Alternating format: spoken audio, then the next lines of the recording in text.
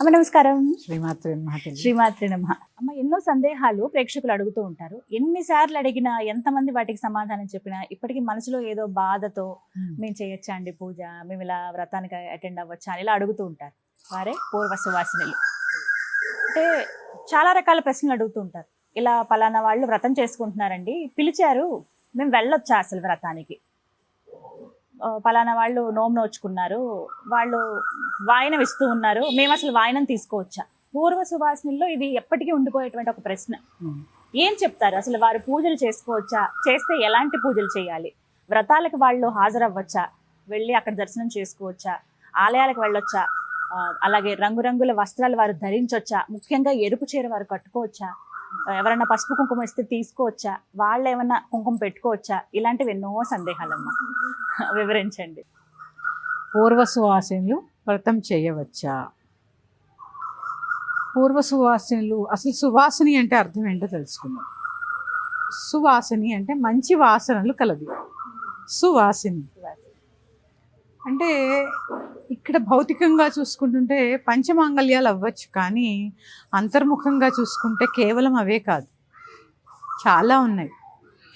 సత్వరజస్తమో గుణాలను అదుపులో ఉంచుకోవడం, కామక్రోధ లోభ మదమత్సరాలని అరిషడ్వర్గాల్ని ఎవరైతే అదుపులో ఉంచుకుంటారో వారందరూ కూడా సువాసనలే.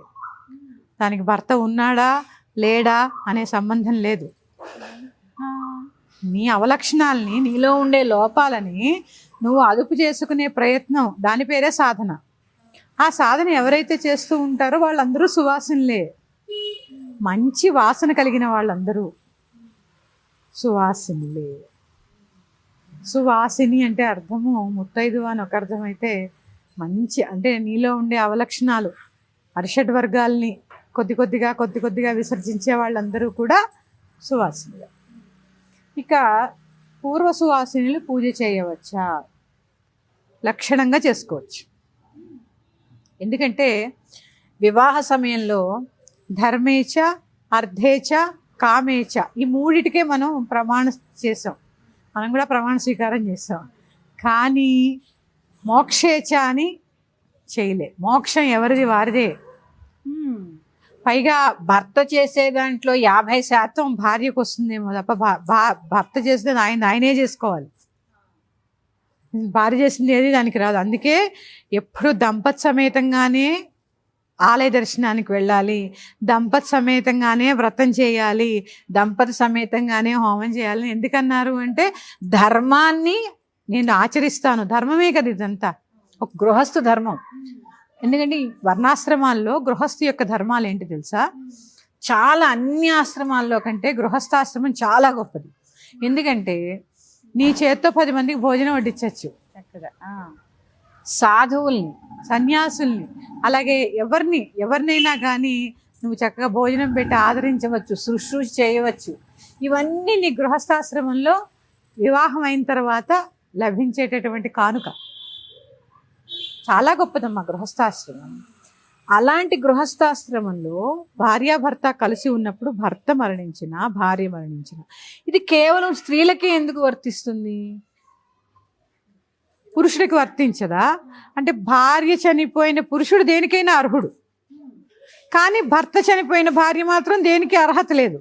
వారు హోమం చేయొచ్చు, వారు పూజ చేయొచ్చు, వారు మరో వివాహం కూడా చేసుకోవచ్చు, వారు ఏదైనా చేయవచ్చు. కానీ మరి ఎందుకు ఈ స్త్రీలకే ఇంత? పైగా ఇంకోటి ఉందమ్మా, కొన్ని విషయాల్లో ఆడవాళ్ళే శత్రువులు. ఇప్పుడు నన్ను అందరూ ప్రేక్షకులు తిట్టుకున్నా కూడా, ఎందుకంటే నీకు ఇష్టం లేకపోతే వాళ్ళని పిలవద్దు, రమ్మంటారు. మా ఇంట్లో పూజ ఉందనో, వ్రతం ఉందనో, పారాయణం. ఇక వచ్చిన తర్వాత వాళ్ళకి తాంబూలం ఇవ్వరు, వాళ్ళ ముందే వాళ్ళు వేరే ఇస్తూ ఉంటారు. వాళ్ళ మనసు ఎంత బాధపడుతుంది. నీ నట్టింట్లో నువ్వు పూజ చేసుకుని ఒక మనిషిని బాధ పెట్టాల్సిన అవసరం నీకేముంది? నీకు ఇష్టం లేకపోతే పిలవకు కదా. వాళ్ళనుకుంటే వెళ్ళి వాళ్ళ ఇంటికే ఇచ్చేస్తే అది కూడా వద్దు, అసలు పిలవకు.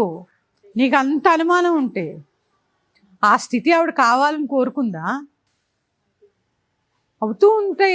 ఇప్పుడు పుట్టిన తర్వాత చనిపోయేలోపు ఎన్నో జరుగుతూ ఉంటాయి, అందులో అదొకటి. అందులో పైగా వివాహం అప్పుడు వచ్చేది మాంగళ్యం, బట్టలు. సరే, ఇవి తీసేస్తే బొట్టెందుకు తీసేయాలి? అన్నప్రాసన రోజున మనం కుంకుమ ధరిస్తాం. కుంకుమ ఎందుకు ధరిస్తాం? ఆజ్ఞా చక్రానికి గుర్తుగా కుంకుమ ధరిస్తాం. కుంకుమ ఎందుకు తీసేయాలి, పసుపు ఎందుకు రాసుకోకూడదు, సరే అలంకరణలో పువ్వులు భాగం అనుకుంటే పువ్వులు వదిలేద్దాం, బొట్టు ఎందుకు పెట్టుకోకూడదు కదా? బొట్టు పెట్టుకోవచ్చు. పెట్టుకోవచ్చు, ఖచ్చితంగా పెట్టుకోవాలి, కుంకుమతోమా? పెట్టుకోవాలమ్మా. అసలు బొట్టు కుంకుమతోనే కదా పెట్టుకోవాలి, స్టిక్కర్లు ఇప్పుడు కదా వచ్చాయి ఇప్పుడు వచ్చాయి. తెలకం సీసాలు ఇవన్నీ తర్వాత వచ్చినవి ఇవి. కదా, తిలకం సీసాలు స్టిక్కర్లు తర్వాత వచ్చినావు కదా. మొదటి నుంచి నుదురును ధరించాల్సిన విభూది కుంకుమ, ఎందుకు ధరించొద్దు కుంకుమ? తప్పు కదా, పెట్టుకోవచ్చు, నిస్సందేహంగా కుంకుమ ధరించవచ్చు. ఇక వరలక్ష్మి వ్రతాలు ఇలాంటివి చేసుకోవచ్చు. వ్రతాలు, నోములు, సామాజిక పరమైన కార్యక్రమాలు అంటే వివాహం, గృహప్రవేశాలు, పొడుగులు, ఇలా ఇలా చాలా ఉంటాయి కదా, భార్యాభర్తలు కలిసి చేసేవి. అలాంటివి చేసుకోవడానికి లేదు, ఎందుకంటే భర్త లేరు కాబట్టి కన్యాదానం ఇవన్నీ చేయలేరు. వ్రతాలు చేసుకోవచ్చు. సత్యనారాయణ వ్రతంలోనే ఉంటుంది, పూర్వసువాసినులు వ్రతం చేసుకోవచ్చు. ఒక్కళ్ళే కూర్చుని సత్యనారాయణ వ్రత కచ్చది వారు ఎప్పుడైనా మీరు చేసుకోవచ్చు. అంటే ఖచ్చితంగా ఉండాలి. చిన్నపిల్లలు చేసుకోవచ్చు, కన్యలు చేసుకోవచ్చు, భర్త లేని వారు చేసుకోవచ్చు. సత్యనారాయణ వ్రతం కూడా పూర్వ సువాసినులు ఆచరించవచ్చు. ఇక వరలక్ష్మి వ్రతం లాంటివి చేసుకోవచ్చా? మంగళగౌరి వ్రతం అంటే మనం సౌభాగ్యం కోసం చేసుకునేది కాబట్టి పోనీ అంతవరకు వారు చేసుకోలేరు, ఎందుకంటే లోపల ఎక్కడో ఏదో బాధ, తెలియని బాధ కదా. ఖచ్చితంగా. ఇక వరలక్ష్మి వ్రతం ఖచ్చితంగా చేసుకోవచ్చు. లక్ష్మీ పూజమ్మ, ధనం ఎవరికి అవసరం లేదు. కాదమ్మ, ఇప్పుడు వ్రతం లాగా పుస్తకం అంటే మన వ్రత కథ చదువుకోవటము, హాయిగా పెట్టుకోవచ్చు, వ్రత కథ చదువుకోవచ్చు, నివేదన చేయవచ్చు. కాకపోతే ఏంటంటే ఈ తోరాలు అవి కట్టుకోకుండా చేసుకోవచ్చు. ఎందుకంటే పుత్ర పౌత్రాభివృద్ధ్యర్థం అన్నారు అందులో, ఉంటుంది. మరి భర్త లేని వారికి పౌత్రులు ఉంటారు కదా, పిల్లలు ఉంటారు కదా, వాళ్ళ సంతానం వృద్ధవ్వాలని కదా అమ్మని వేడుకునేది. మరి అలాంటి వ్రతం చేసుకోవద్దంటే ఎలాగమ్మా? అలాంటిది అమ్మ అడిగితే ఇంకా తొందరగా అనుగ్రహం వస్తుంది అంటారు. ఇక తాంబూలాలు ఇచ్చుకునే విషయంలో కొందరు వీళ్ళు ఇవ్వచ్చు, నేనైతే నిరభ్యంతరంగా చెప్తాను. పుచ్చుకునే వారికి ఏదైనా అభ్యంతరం ఉంటుంది, సరే వీరు కూడా బాధపడతారు ఇవ్వడానికి. బొట్టు అక్కడ పెట్టండి, ఒక టేబుల్ మీద తాంబూలం పెట్టండి, వారినే బొట్టు పెట్టుకోమనండి, తాంబూలం తీసుకోమనండి. ఎందుకంటే వ్రతం చేసుకుంటే ఆ ఇంటి నుంచి తాంబూలం వెళ్ళాలి కాబట్టి, వెళ్ళాలి కదా, అందుకని బొట్టు పెట్టుకుని అవి తీసుకోమని చెప్పండి. నిరభ్యంతరంగా వ్రతం చేసుకోవచ్చు. పుత్ర పౌత్రాభివృద్ధ్యర్థం, వచ్చే జన్మలో సౌభాగ్యంతో ఉండడానికి ప్రసాదించమని. ఎందుకంటే పూర్వజన్మ కర్మతోనేగా మనం పుట్టేది, అవునా? నమ్ముతాంగా. మన ధర్మం ఏంటి ఏమన్నా అంటే ఏ జన్మలో చేసిన పాపమో అంటామా మరి ఎంతో కొంత పుణ్యకర్మ కావాలి కదా, వచ్చే జన్మలో సౌభాగ్యం కావాలని చక్కగా చేసుకోవచ్చమ్మా, ఎటువంటి సందేహము లేకుండా చేసుకోవచ్చు. ఢంకాబద్ధంగా చెప్తున్నా. చక్కగా చేస్తుంది. గాజుల విషయంలోనమ్మా ఇది ఒక సందేహం ఉంటుంది, ఎలాంటి గాజులు ధరించవచ్చు? మట్టి వేసుకోకూడదా పూర్వ సువాసినులు?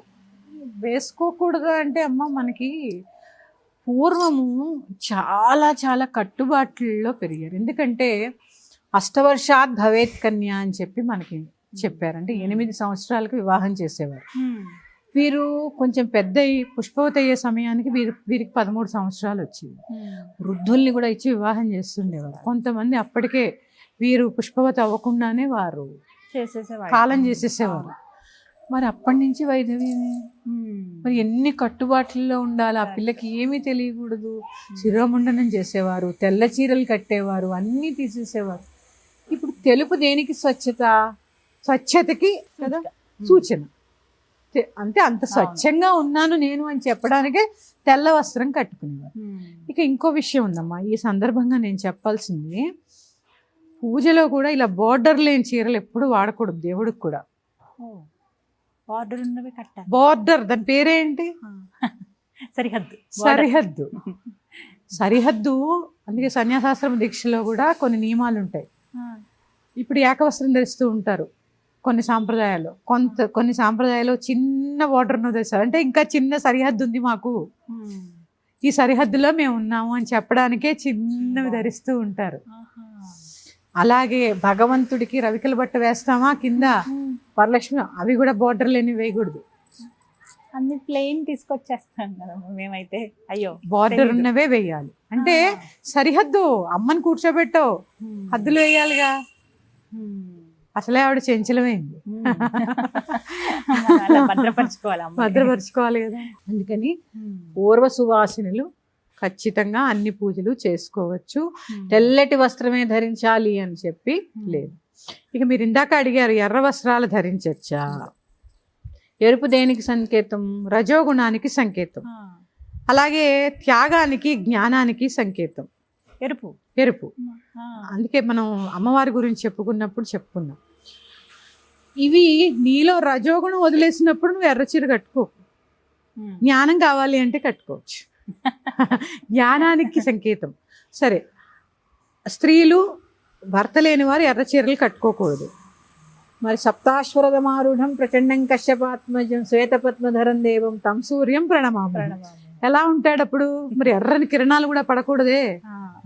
ఎరుపు చీర కట్టుకోవడానికి వీలు లేని వాళ్ళు ఎర్రని కిరణాలు వాళ్ళ మీద పడుతుంటే ఎలా? మరి ఏది నిలువరించగలరు? ఇవన్నీ అపోహలు మాత్రమే. అలానే పూర్తిగా తెలుపు కట్టుకోవాల్సిన అవసరం ఏమీ లేదమ్మా. తెలుపు స్వచ్ఛతకి పేరు, మారు పేరు. అందుకని పూర్వం వారికి ఉన్న కట్టుబాట్లను బట్టి ఆ తెల్లటి చీరని ధరింపజేసేవారు. ఈ స్త్రీలు అన్ని రంగాల్లో ఎదుగుతూ ఉన్నప్పుడు ఏవి పాటించాలో పాటించాలి, మూఢంగా ఉన్నవి మానేయాలి. భక్తిలో కూడా భక్తి, మూఢభక్తి రెండు ఉన్నాయిగా. అవును, చెప్తారు, వర్ణిస్తారు వాటి గురించి కూడా. మరి అంత మూఢభక్తి ఉండకూడదు. విశ్వాసంలో కూడా విశ్వాసం, మూఢ విశ్వాసం రెండు ఉన్నాయిగా. విశ్వాసము, భక్తి ఉండాలి, విశ్వాసే ఉండాలి. ఏదైనా మూఢం పనికిరాదు. అందుకే మూఢాల్లో పెళ్లిళ్ళు చేస్తారా? చేయరు. అసలు పెళ్లిళ్ళు చేయరు, ఏ కార్యక్రమాలు చేయరు. మరి మూఢభక్తి ఎందుకు, మూఢ విశ్వాసం ఎందుకు? అందులో మూఢం పనికిరానప్పుడు ఇందులో కూడా మూఢం పనికిరాకూడదు. అందుకని మూఢ విశ్వాసాలు మానండి. అందరూ, ప్రత్యేకంగా ఆడవారికి, స్త్రీకి స్త్రీ ఎప్పుడూ శత్రువు కాకూడదు.